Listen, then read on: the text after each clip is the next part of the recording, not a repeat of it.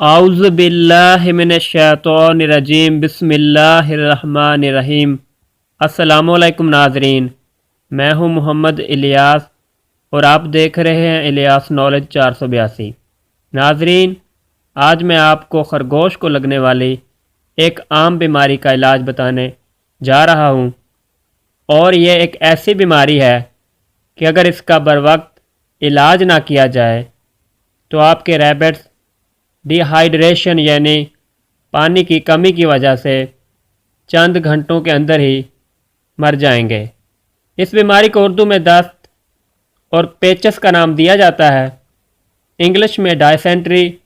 اور موشن کہا جاتا ہے۔ دست دو طرح کے ہوتے ہیں، ایک جراثیمی جو کہ جراثیم کے باعث ہوتے ہیں، اور دوسرے غیر جراثیمی جن کے لگنے میں جراثیم کا کوئی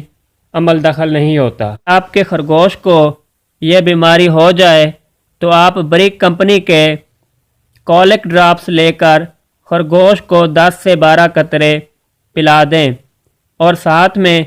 نمکول کا ایک ساشے لے کر آدھا ساشے ایک گلاس پانی میں حل کر کے خرگوش کے پانی والے برتن میں ڈال دیں، اور خرگوش کی خوراک میں خشک گھاس اور باجرہ رکھیں، ہری گھاس اور گندم وغیرہ ہٹا لیں۔ اگر ایسا کرنے سے بھی خرگوش کے موشن نہیں رک رہے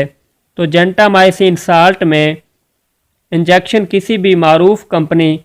کا 20 mg کا لے کر اپنے خرگوش کو انٹرا مسکولر 2 بار صبح و شام لگا دیں۔ اور اگر آپ ایسا نہیں کر سکتے تو آپ کسی بھی اچھی فارماسوٹیکل کمپنی کا سپروفلاکساسین 250 mg کا سیرپ لے کر اپنے ریبٹس کو 125 mg صبح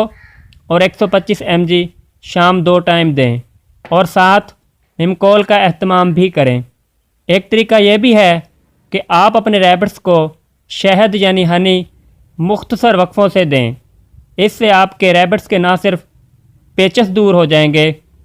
بلکہ ان کے اجسام میں ہونے والی نمکیات اور وٹامنز کی کمزوری بھی رفع ہو جائے گی۔